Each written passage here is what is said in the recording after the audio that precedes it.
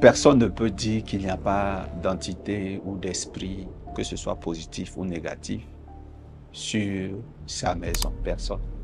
Ça n'existe pas un environnement neutre. La mer, quand vous partez au bord de l'eau, c'est même pour des vacances, juste pour le loisir. Vous fixez l'horizon, vous appréciez le lever du soleil ou le coucher du soleil. Sachez que là où vous regardez, il n'y a pas que ce relief, il y a aussi des esprits.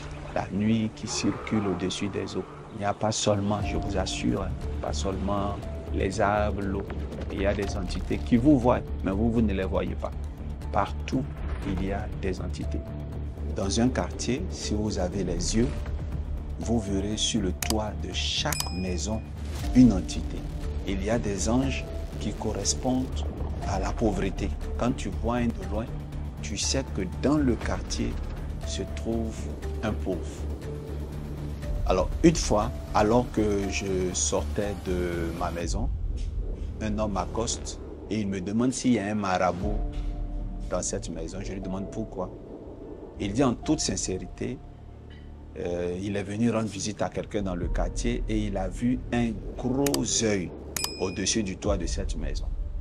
Quand il était petit, il voyait un genre d'œil comme ça au-dessus du toit de sa grand-mère qui était voyante, chez qui les gens venaient consulter. Et lui, il avait l'œil. Donc il a l'œil et il peut reconnaître au travers ce symbole qu'il y a quelqu'un qui voit dans cette maison. Je lui ai dit, ah bon, hein? Mais ici c'est plutôt un pasteur qui habite là. Et c'est moi qui lui réponds comme ça sans me présenter. Il dit, ah bon? Donc, chez les pasteurs aussi, il peut y avoir des gens qui voient comme ça des visionnaires. Parce que l'œil que moi je vois, ça c'est l'œil des visionnaires. Écoutez bien, sur chaque maison, il y a une entité qui explique l'histoire de la maison. Il y a une entité qui définit les caractéristiques de cette maison. Je viens vous dire par cette histoire qu'il n'existe pas une maison qui n'a pas un être ou une entité qui explique les caractéristiques de cette maison. Montre-moi l'ange qui est sur ta maison et je pourrai te dire qu'est-ce que tu vis dans cette maison, ou qui tu es dans cette maison, ou quelles sont les réalités de cette famille. L'ange qui est au-dessus d'une maison de peau a des traits que ceux qui voient peuvent expliquer. Et je vous dis que même la maison de Dieu, les maisons d'église, les maisons de prière ont des anges au-dessus qui expliquent la vie ou le caractère charismatique ou le don dominant de cette église. Lorsque nous allons dans le livre d'Apocalypse, qui est le livre de la révélation de Jésus-Christ que Dieu lui a donné pour le retransmettre à ses serviteurs, Jésus-Christ transporte Jean depuis l'île de Patmos pour lui confier une mission qui est la suivante, celle de parler aux 7 églises d'Asie. Et alors que Jean est transporté, alors qu'il voit ces 7 églises, il aperçoit 7 étoiles et 7 chandeliers d'or. Et le Seigneur lui explique que les 7 étoiles sont les 7 anges de ces églises. Comme pour vous dire que sur chaque église, il y a un ange. D'ailleurs, Dieu ne demande pas à Jean de rentrer dans ces églises et de s'adresser au peuple directement. Mais Dieu, tout ce qu'il avait à leur dire, il a demandé à Jean de le transmettre d'abord aux anges régnants, ou si vous voulez, les anges régents de ces églises-là. Voilà un peu un texte qui confirme que sur chaque domicile, chaque église, peu importe, il y a une entité. Alors pourquoi aujourd'hui cette capsule qui parle d'entité dans une maison ou pas? La maison est l'épicentre de l'histoire d'un humain. C'est le premier endroit que nous voyons avant de sortir. Et c'est le dernier qui nous accueille au retour de notre sortie. Lorsque nous nous cherchons, la plupart de nos problèmes peuvent venir de l'entité dominante de notre maison. Lorsque nous allons chercher du travail, nous nous levons d'un lit et après avoir grouillé, être sortis, chercher ce travail, quand il fait nuit, nous devons rentrer où? À la maison. Lorsque nous nous levons le matin, nous partons chercher du travail, nous transportons des phéromones, nous transportons des ondes. D'où viennent ces ondes-là? Ces ondes-là viennent en partie de l'entité régente, l'entité qui règne sur notre famille. il serait vraiment important que je vous le dise. L'ange là, qui est au-dessus de notre maison va être l'apporteur d'ondes, donc ce qu'on appelle l'aura, l'apporteur d'ondes positives pour notre succès de demain ou l'apporteur d'ondes négatives pour notre échec de demain. Ça va dépendre de l'entité qui est sur votre maison. Il y a des années en arrière, j'ai passé par des moments très difficiles. Je louais une maison, un appartement de 130 000 francs à Yopougon. Et à un moment donné, je n'arrivais plus. J'avais des difficultés à joindre les deux bouts. Donc, j'avais juste l'argent pour les charges. Juste l'argent pour les charges. Je sortais toujours de justesse de ces périples-là. Payer les factures, payer le loyer. Et je me suis dit, il faut que je descende. Que j'aille dans une toute petite maison et pour me retrouver financièrement. Ce que je fais. Pour ceux qui connaissent Yopougon, Carrefour Menuiserie, dans l'alignement de la base CIE, il y a un quartier qu'on appelle Yamsoukro.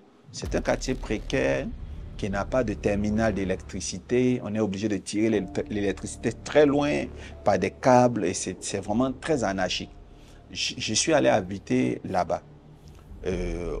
Au départ, hébergé même par une famille, donc ça me facilitait la tâche et j'étais convaincu que à partir de là, j'allais facilement me retrouver financièrement et puis repartir du bon pied. J'arrive à payer une maison de 130 000 francs si je vis avec quelqu'un et ensuite dans une petite maison de 10 000 francs que je me retrouve là. Je crois qu'en moins de 6 mois, je pourrais m'enrichir. Hein. Les 130 000 francs, même si j'enlève 30 000 francs pour les charges actuelles, les 100 000 francs, je les garde. Et en 6 mois, je peux me retrouver avec 600 000 francs, si vous voulez, en un an avec le million. Donc, c'était sûr que j'étais bien parti pour me refaire financièrement. Mais une fois que j'arrive dans ce quartier, je ne me retrouve plus. L'autre côté, au moins, j'arrivais à trouver 130 000 francs. Mais depuis que je suis dans ce nouveau quartier, dans ma nouvelle petite maison, donc dans cette maisonnette, je n'ai pas d'argent. Je n'ai plus d'argent. Comment cela est-ce possible? L'argent disparaît. Bien-aimé, je vais vous dire quelque chose. Les blocages que vous rencontrez sont parfois liés aux endroits où vous habitez, que ce soit l'endroit, la maison, que ce soit le quartier. Parfois, ces environnements-là sont bien au contraire source de blocage pour votre destinée. C'est pour cela que je vous exhorte à toujours faire passer au scanner toute maison dans laquelle vous allez habiter. Et ça, je l'ai compris à mes dépens. Bien-aimé, je ne suis pas en train de vous dire de ne pas habiter, de ne pas avoir du recul parfois dans la vie pour mieux sauter. Non, je vous dis que même si vous voulez faire ce pas, de retourner en arrière, de réduire les charges, vous devez le faire avec la permission du Saint-Esprit, avec le couvert du Saint-Esprit, mais en respectant l'ordre des choses. Les maisons dans lesquelles vous habitez doivent connaître le balai de Jésus-Christ de Nazareth. Je vous rends un autre témoignage. Il y a une famille que je suis dont l'enfant adolescent était très malade. Il souffrait de l'anémie chronique et clinique. Ils m'appellent pour que je vienne à leur secours.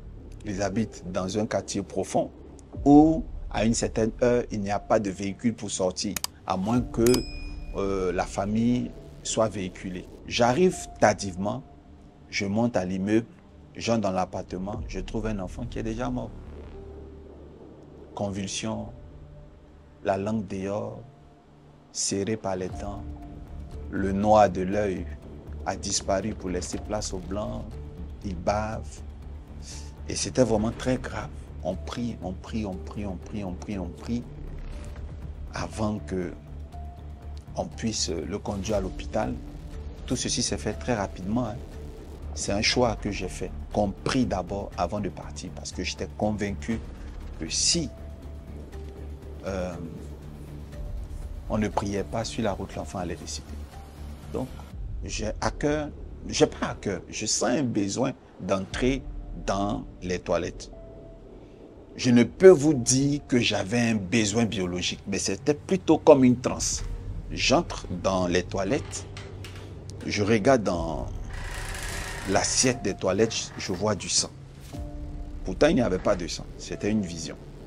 Et plus je cherchais à me concentrer pour voir si c'était le sang, et d'ailleurs j'ai appelé pour qu'on vienne vérifier si c'était vraiment du sang ou une vision. Pendant que je le faisais, j'aperçois des tuyaux, donc si vous voulez la tuyauterie de l'immeuble. Donc le tuyau du WC qui partait jusqu'au rez-de-chaussée. Donc c'est comme si tous les murs, toutes les dalles quittent sous mes pieds et je vois que toute la tuyauterie est liée est reliée à des bœufs amaigris. Donc on voit même les côtes de ces bœufs amaigris mais qui étaient pourtant vivants. Et c'était comme si le sang qui était dans les WC partait jusque dans la bouche de ces bœufs que je voyais grossir au fur et à mesure qu'ils suçaient du sang qui coulait de chaque maison à partir des toilettes.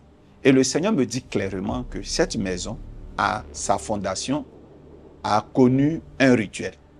Il y a eu le sacrifice de plusieurs bœufs pour la bénédiction de cet immeuble. Vous voyez? Et le Seigneur me disait que cet acte qui a été posé, ces centaines de bœufs qui ont été tués, c'était un acte qui devait se renouveler chaque fin d'année. Parce que quand l'immeuble était en train d'être bâti, c'était dans un quartier vraiment enclavé et pour qu'il y ait des clients là, il fallait ce sacrifice. Ce qui se passe, c'est que le propriétaire pour qui ce sacrifice a été fait ne peut plus continuer.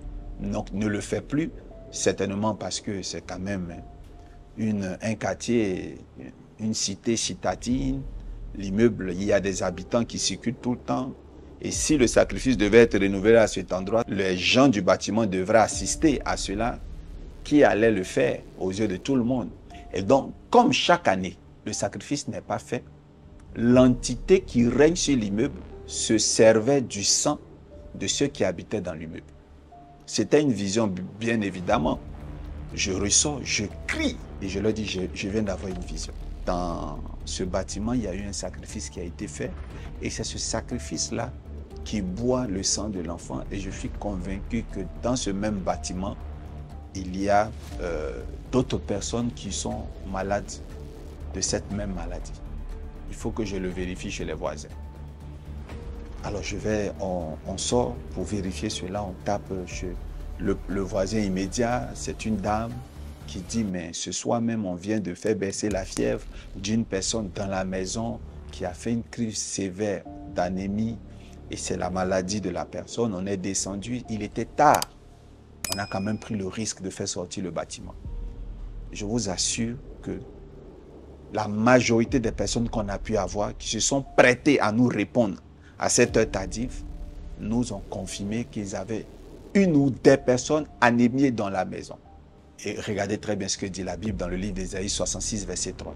Celui qui immole un bœuf est comme celui qui tuerait un homme. Donc, l'inverse, c'est pareil. Donc, un homme a la valeur d'un bœuf. Donc, s'il n'y a pas de bœuf tué, un homme sera sacrifié. Bien-aimés, faites attention aux maisons où vous habitez.